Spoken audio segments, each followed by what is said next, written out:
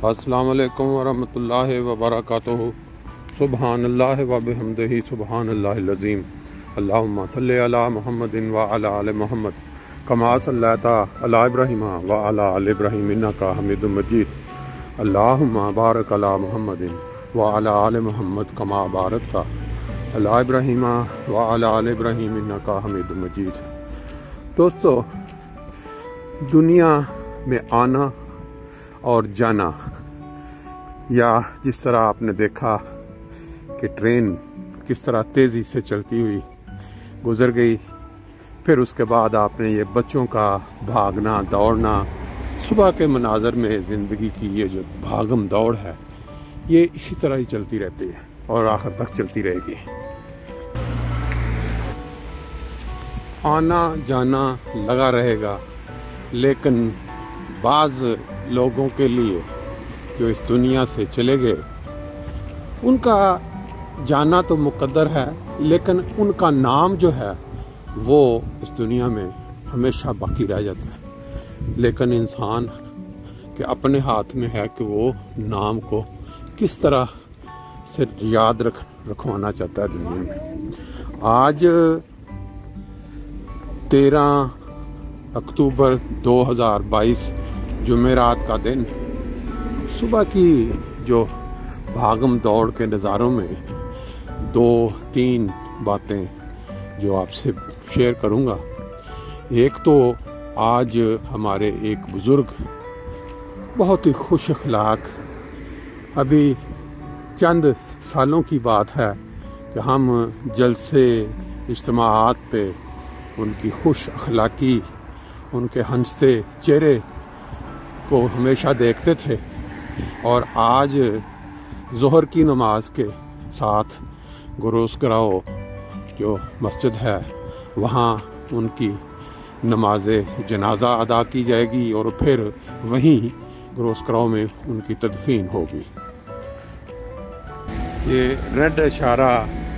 सुर्ख इशारा आप देख रहे हैं। इंसानी ज़िंदगी में भी चलते चलते जब कभी सुर्ख इशारा आ जाए तो समझ लें कि अब उसकी ज़िंदगी का फुल स्टॉप। बात मैं कर रहा हूँ चौधरी बुशारत अहमद बाजवा साहब की, जो चंद रोज़ पहले कुछ हलालत के बाद इंतकाल कर गए, और उनकी औलाद जो है माशाल्लाह, और औलाद दर औलाद खिदमत दीन की तौफीक पा रही है। जी, मैं बात कर रहा था कि बुज़ुर्ग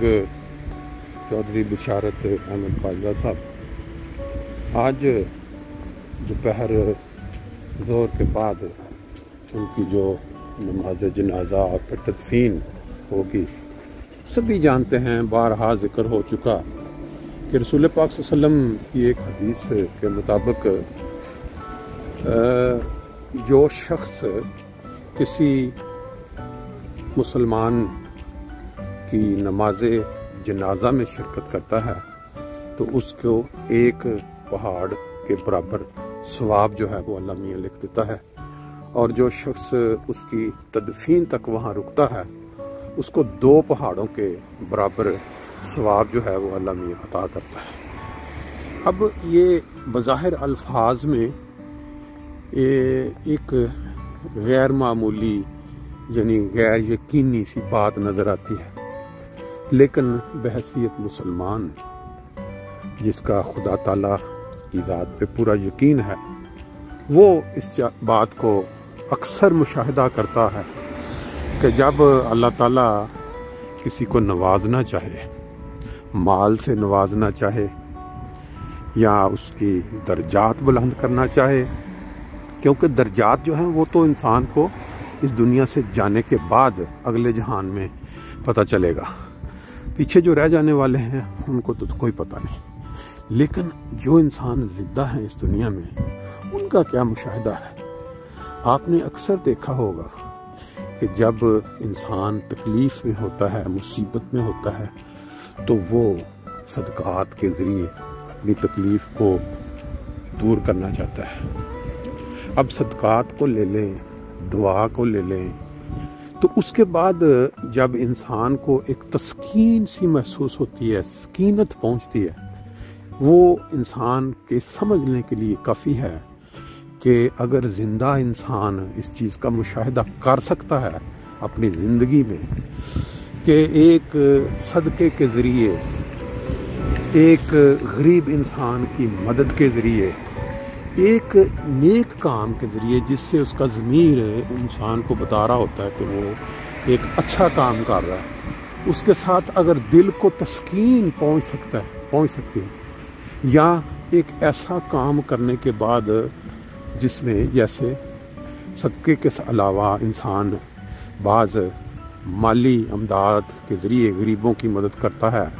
یا چندہ جات دیتا ہے جو خدا تعالیٰ سے وعدہ کیا ہوا ہے، انسان نے خدا تعالیٰ کے جو برگزیدہ لوگ ہیں انہوں نے بہبود انسانیت کے لیے یا اسلام کی ترویج کے لیے ایک مد مقرر کی، شرح مقرر کی کہ جو انسان اپنی آمدنی میں سے اتنا خدا تعالیٰ کے راستے میں دے گا، تو اس کے بعد جو انسان کو تسکین پہنچتی ہے یا اس کے کاروبار میں اضافہ ہوتا ہے، یہ اس چیز کی علامت ہے یا ثبوت ہے کہ خدا تعالیٰ جو ہے وہ جس طرح اس دنیا میں جیتے جاتے چلتے پھرتے انسانوں کے ساتھ سلوک کر کے ترقی دے سکتا ہے۔ تو یہ جو احادیث ہیں، جو انبیاء، جو نبی کریم صلی اللہ علیہ وسلم سے منسلک ان کے الفاظ ہیں کہ اگر انسان کسی کی نماز جنازہ میں شرکت کرے گا تو اس کو ایک پہاڑ کے برابر ثواب ملے گا، اور جو تدفین میں شامل بھی ہو جائے گا اس کو 2 پہاڑوں۔ پھر اس کے اوپر کسی قسم کی ڈاؤٹ یا سوچنے والی بات رہ نہیں جاتی، کیونکہ خدا تعالیٰ نے تو دن میں 5 دفعہ مسجد کا رخ کر کے پھر غریبوں کی مدد کے لیے صدقہ و خیرات کر کے رستے کھولے ہوئے ہیں کہ انسان اپنی تسکین، اس دنیا میں بھی تسکین کا انتظام کرے اور جانے کے بعد بھی اپنے درجات کی بلندی کا۔ بہرحال مقصد یہ تھا کہ جب بھی کسی انسان کو موقع ملے کہ ایک جنازے کی اطلاع پہنچی اور پھر تدفین کی، اس کے پاس ٹائم ہے، وقت ہے، اور وہ کسی مسلمان بھائی کے اس موقع پہ شامل ہوتا ہے، تو خدا تعالیٰ نے اپنے نبی کے ذریعے اس کے لیے بہت زیادہ ثواب کی خبر دے دی ہے۔ باقی انسانوں کے ہاتھ میں ہے کہ وہ اس ثواب کو لینا چاہتے ہیں یا وہ اپنے گھروں میں بیٹھے رہیں اپنے اپنے مصروفیات جس میں فن، انجوائمنٹ۔ باقی دوسری بات جو ابھی آج کے ویلاگ کے ساتھ میں اٹیچ کروں گا، چند سال پہلے تک ہمارا ایک بہت ہی ہنستا کھیلتا مسکراتا چہرہ اور خدمت دین میں آگے چلنے والا، میں کیونکہ ذاتی طور پہ اس کو جانتا تھا، میرے ساتھ بھی انہوں نے کام کیا، میرے سے بھی انہوں نے کام لیا، تو وہ تھے اپنا میں ابھی آپ کا عمر کے تقاضے کے ساتھ نام نکل گیا ذہن سے، احسن قدیر بٹی صاحب، بڑا عرصہ فرینکفرٹ کے اندر مختلف شعبوں میں ان کو خدمت کی توفیق ملی۔ میں نے جس حد تک ان کو دیکھا، انصار اللہ میں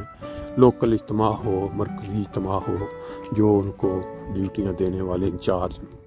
آمین کہہ کے وہ لگ جاتے تھے، پھر پڑھے، اور قبرستان کے اندر انہوں نے کئی دفعہ یہ ڈیوٹی سر انجام دی کہ جو پرانی قبریں ہیں اگر ان کے اوپر کوئی تھوڑا بہت مٹی ڈالنے والی ہے اس کو سیدھا، تو دوستوں کو ساتھ لے کے گئے اور جا کے انہوں نے وہاں یہ ڈیوٹی بھی سر انجام دی۔ مجھے ملک میں نہ ہونے کی وجہ سے ان کی نماز جنازہ اور تدفین میں شرکت کا موقع نہ مل سکا، لیکن کل جب میں قبرستان گیا تو خدا کا کرنا دیکھیں، بڑی خواہش تھی کہ میں اللہ تعالیٰ نے ان کو ایک ایسی جگہ پہ آخری آرام گاہ میسر کی کہ جب انسان قبرستان میں، جو فریڈ ہوف ہے فرینکفرٹ کا، زیوڈ فریڈ ہوف ہم جہاں کہتے ہیں، جہاں ہماری اکثریت جو ہماری جماعت کے لوگ ہیں ان کی قبریں ہیں، وہاں جب آپ مین انٹرنس کی بجائے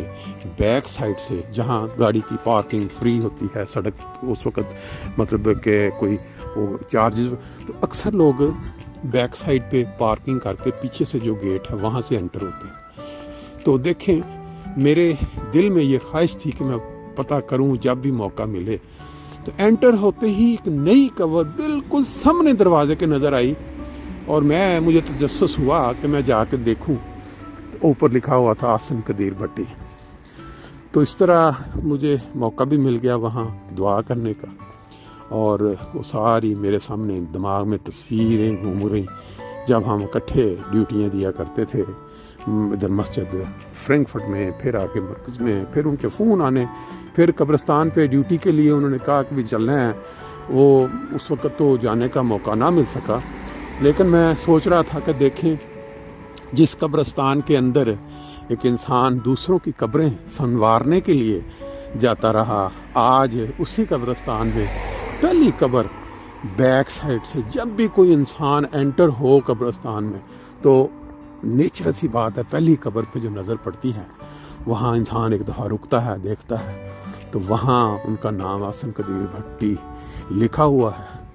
اور میرا خیال ہے اہلیان فرینکفرٹ جب بھی وہاں جائیں گے ان کو موقع ملے گا وہاں جا کے دعا کرنے کا. یہ ابھی میں آپ کو اس کا سین بھی دکھا دوں گا. وہاں اور بھی اس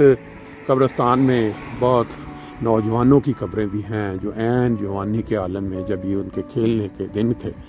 دنیا سے روانہ ہو گئے. بہرحال یہ انسانی زندگی کا ایک حصہ ہے ہر انسان کے ساتھ. اسی طرح 8 اکتوبر کو ہمارے ایک بہت ہی مقبول انڈونیشیا ملک کے اندر مقبول شخصیت جنہوں نے 21 سال تک بطور امیر جماعت انڈونیشیا خدمت دین کی توفیق عطا پائی، توفیق ان کو ملی، ان کی بھی 8 اکتوبر کو انڈونیشیا میں وفات ہو گئی. انا للہ و انا الیہ راجعون. کیونکہ جو شخص ایک ملک کا امیر اور جہاں لاکھوں کی تعداد میں احمدی بستے ہیں وہ اس کا تعلق خلافت احمدیہ سے کتنا قریب رہا ہوگا. اب صرف اتنا ہے کہ وہ ہمارے سے دور ہیں انڈونیشیا میں، اور بحیثیت مسلمان، بحیثیت احمدی،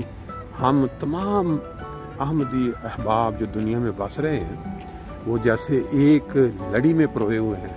تو لڑی میں سے جب ایک دانہ جب بکھرتا ہے تو پوری لڑی جو ہے اس کو محسوس ہوتا ہے وہ اپنی جگہ سرکتی ہے.